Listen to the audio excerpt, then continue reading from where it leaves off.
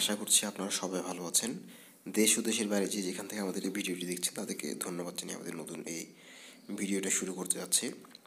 তো আজকের যেই ভিডিওর যে টপিকটা সেটা হচ্ছে খুব কম খরচে কীভাবে আপনারা আপনাদের কবুতরের জন্য খোপ তৈরি করতে পারেন সেই বিষয়টা নিয়ে কথা বলবো। এখানে দেখতে পাচ্ছেন আমার দুইটা কবুতর সামনে বসে আছে। আর এখানে আমি যে ওই ওদের বাসা হিসেবে যেটা ইউজ করেছি সেটা হচ্ছে ফলের ক্যারেটগুলো, বিভিন্ন ইম্পোর্টেড যে ফলগুলো থাকে সেই ফলগুলো যেই ক্যারেটে করে আসে সেই ক্যারেটগুলোকে আমি সামনের অংশটাকে কেটে দিয়ে এভাবে একটার উপরে একটা বসিয়ে দিয়ে এই ধরনের মানে ওদের বাসাটা তৈরি করেছি।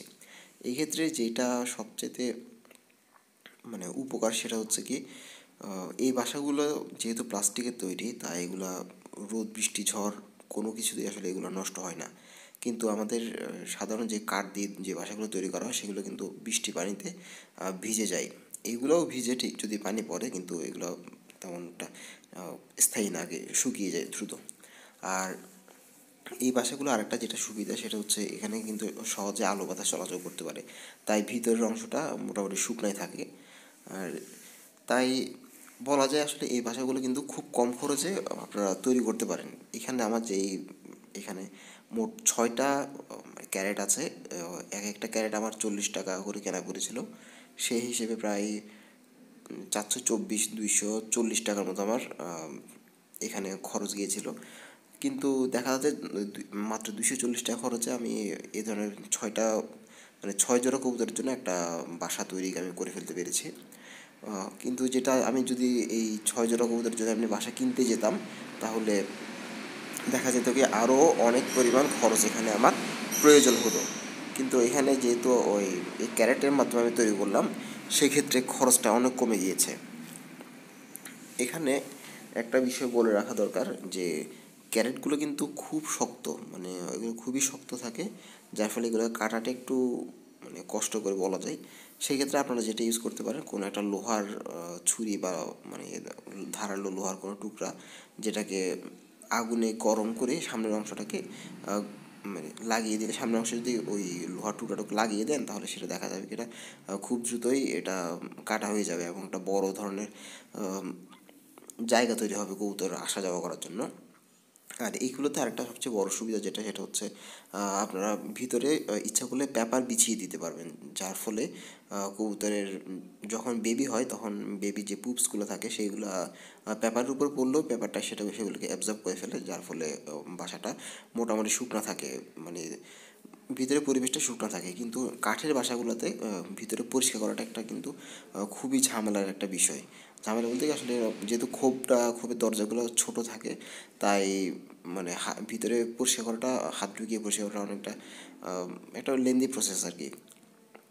কিন্তু এই ক্ষেত্রে ক্যারেটগুলোকে যেহেতু ক্যারেটগুলো প্রত্যেকটা ইন্ডিভিজুয়াল আলাদা আলাদা করা যায় এগুলোকে, তাই এগুলোকে আলাদা আলাদা করে মানে ঝেড়ে ফেললেও এগুলো কিন্তু ভিতরটা পরিষ্কার হয়ে যায়, একদম পরিষ্কার হয়ে যায়। আর মাসে একবার করেও রোদে দিলে এগুলো খুব সহজে আর কোনো সমস্যা হয় না। এখানে দেখা যাচ্ছে আমার এই উপর থেকে 2 নম্বর খোপটা দেখেন, এখানে একটা কবুতর বাচ্চা নিয়ে বসে আছে, আর উপরে যে 2টা আছে সেগুলোও এখনো ডিম পারে না, ডিম পারবে। কবুতরে দেখা যায় ডিম পাড়ার আগে বেশ একটু চঞ্চলতা দেখা যায়, তারা মানে একবার বাসায় ঢুকে আবার বের হয়, আবার বসে আবার বের হয়, মানে একটা চঞ্চলতা ভাব দেখা যায়।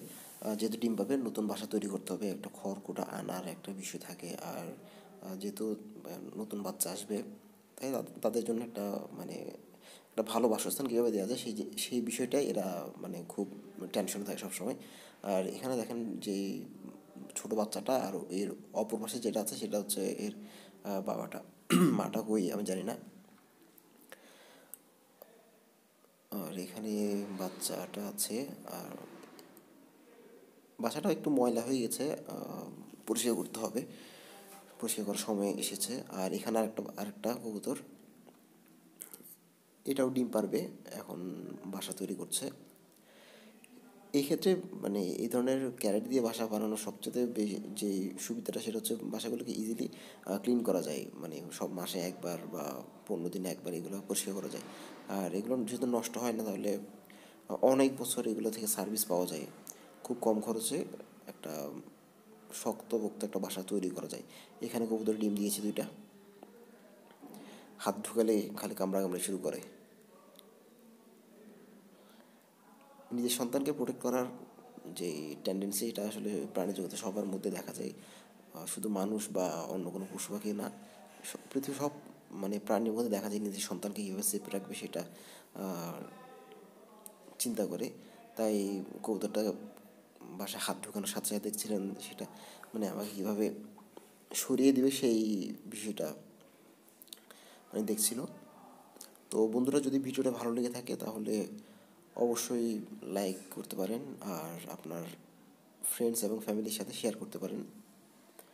আর যদি নতুন হয়ে থাকেন তাহলে অবশ্যই চ্যানেলটাকে সাবস্ক্রাইব করবেন, আর সাবস্ক্রাইব করে অবশ্যই পাশে থাকা যে বেল বাটনটি আছে সেটি অন করে দিবেন, কারণ শুধুমাত্র এভাবে আসলে আমরা নতুন ভিডিও আপলোড করার সাথে সাথে আপনাদের কাছে দ্রুত পৌঁছে যাবে। বেল বাটনটা অন না করলে ওই আপনার নোটিফিকেশনগুলো আপনারা দ্রুত পাবেন না।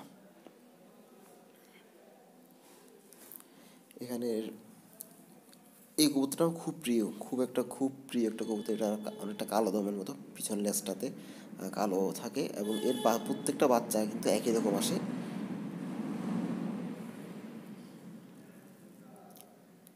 এখানে বেবিটা বড় হয়ে গেছে মোটামুটি।